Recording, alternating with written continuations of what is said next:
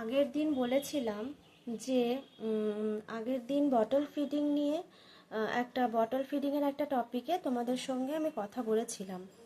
তো আজকে বটল ফিডিংটা যেরকম আমি তোমাদেরকে বলেছি বুঝিয়েছি, সেই রকম আজকে একটা টপিক হচ্ছে যে আয়রন সাপ্লিমেন্টটা।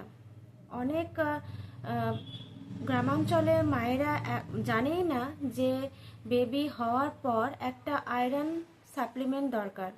সমস্ত ওষুধের পাশাপাশি প্রত্যেক বাচ্চারই আয়রন সাপ্লিমেন্ট দিতে হয়।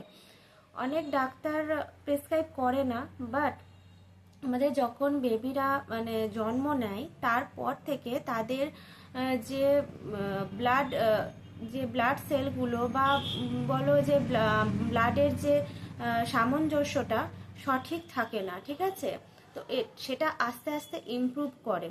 তো তার জন্য প্রত্যেক বাচ্চাকেই বড় হওয়ার সঙ্গে সঙ্গে আমাদের মানে তাদের মানুষ করার সঙ্গে সঙ্গে ওষুধের সঙ্গে তাদেরকে একটা করে আয়রন সাপ্লিমেন্ট দেওয়া দরকার।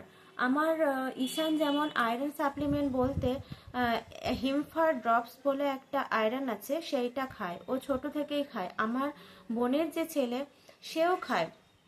কারণ কারণ হচ্ছে একটাই, যে আয়রনটা আমাদের মানে বাচ্চাদের বডিতে খুব দরকার।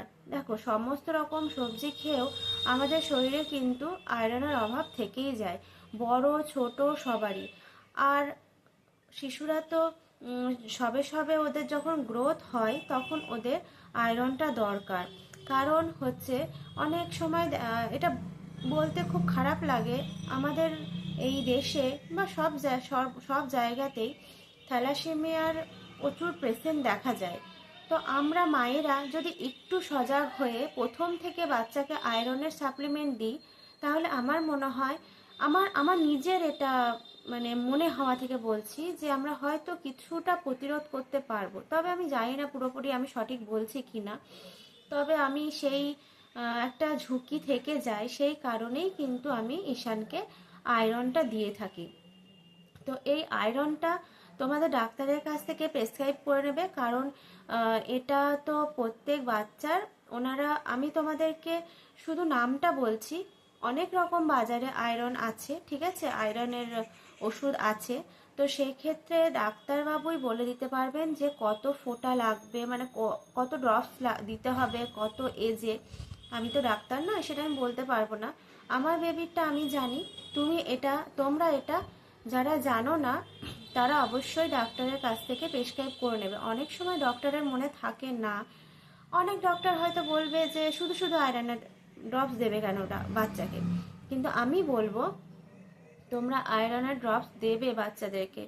যারা মানে সবে সবে হয়েছে, তবে থেকেই শুরু করবে। তাতে কি হয়, আয়রনটা না বাচ্চাদের খিদেটাও বাড়ায়, মানে ওদের যে ভেতরে মানে ডাইজেস্টিভ সিস্টেমটাকেও খুব ভালো রাখে। আর একটা কথা বলি, আয়রনের যখন ড্রপস দেবে তখন বেবি পটিটা না একটু কালচে ধরনের হবে।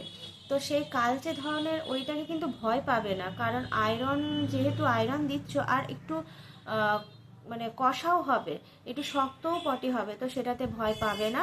এইটা আয়রন ড্রপস খেলেই হবে। আর একটা কথা হচ্ছে, আয়রনের ড্রপস দেওয়ার একটা মানে পদ্ধতি আছে। সেই পদ্ধতিটা হলো, দুপুর বা রাত যখনই দাও আর কি।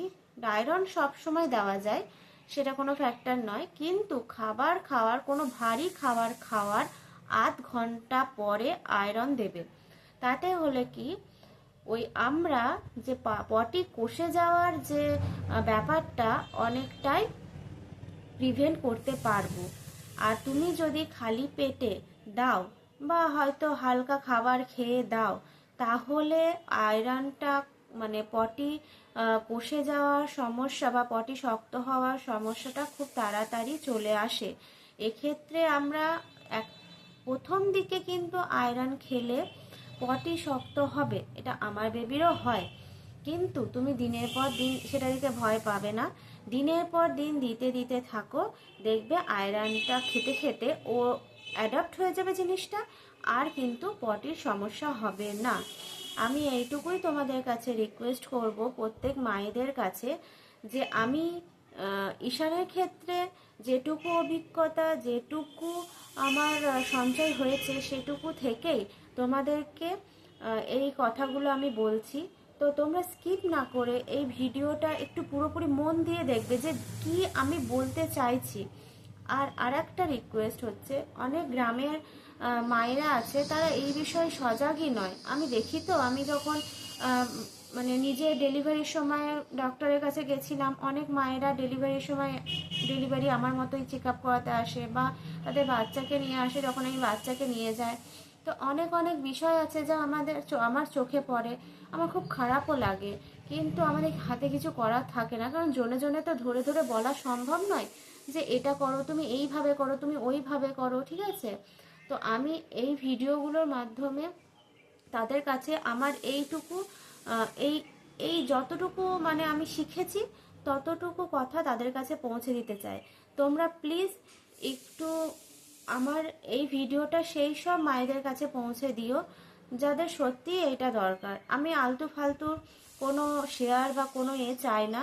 তুমি তাদেরকে, তোমরা যারা দেখছো তাদের কাছে একটু শেয়ার করে দিও, যারা সত্যি মা হতে চলেছে, যা বা মা হয়েছে এই হয়তো 6 মাস হলো, 2 মাস হলো, বা 4 মাস হলো, বা 1 বছর হলো, যারা এইগুলো এখনো পর্যন্ত জানে না, তাদের কাছে একটু পৌঁছে দাও।